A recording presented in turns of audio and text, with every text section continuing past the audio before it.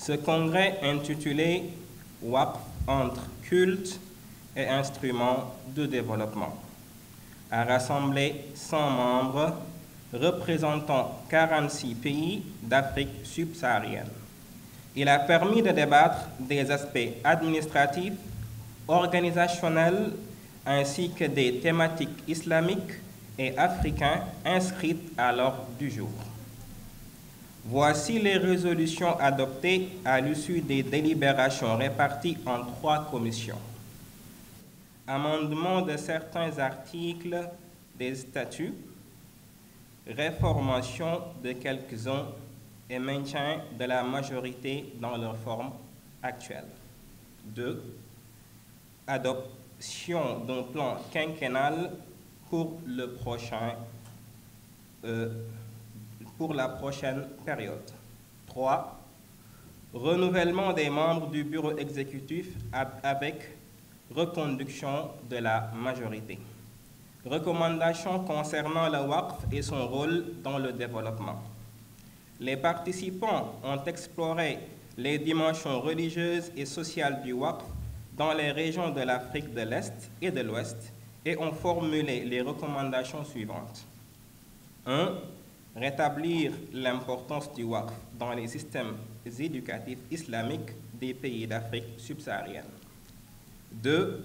Encourager les autorités officielles et les conseils islamiques à créer des structures dédiées au WAQF conformes aux normes légales et pratiques.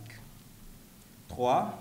Organiser des programmes éducatifs et des conférences de sensibilisation sur les concepts et applications modernes du WAQF, en collaboration avec les organismes islamiques régionaux et internationaux.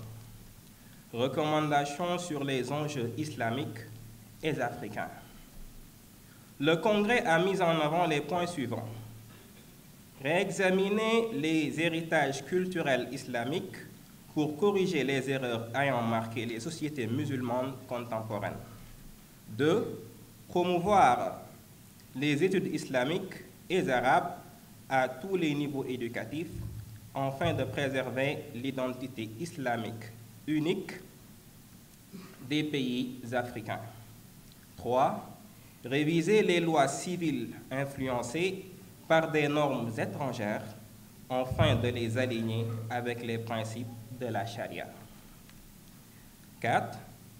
Défendre l'usage exclusif de la langue arabe pour les rituels islamiques et combattre toute tentative de substitution des langues locales dans ces pratiques religieuses.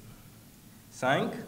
Consigner l'histoire islamique en Afrique de manière rigoureuse et impartiale pour contrer les éventuels détournements.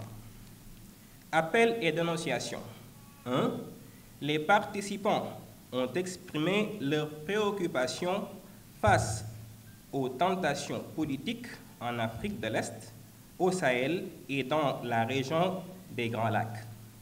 Ils ont exhorté à la retenue et au dialogue. 2.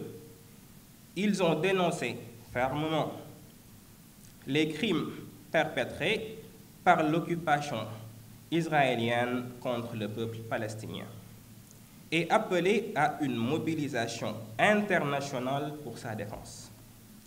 3.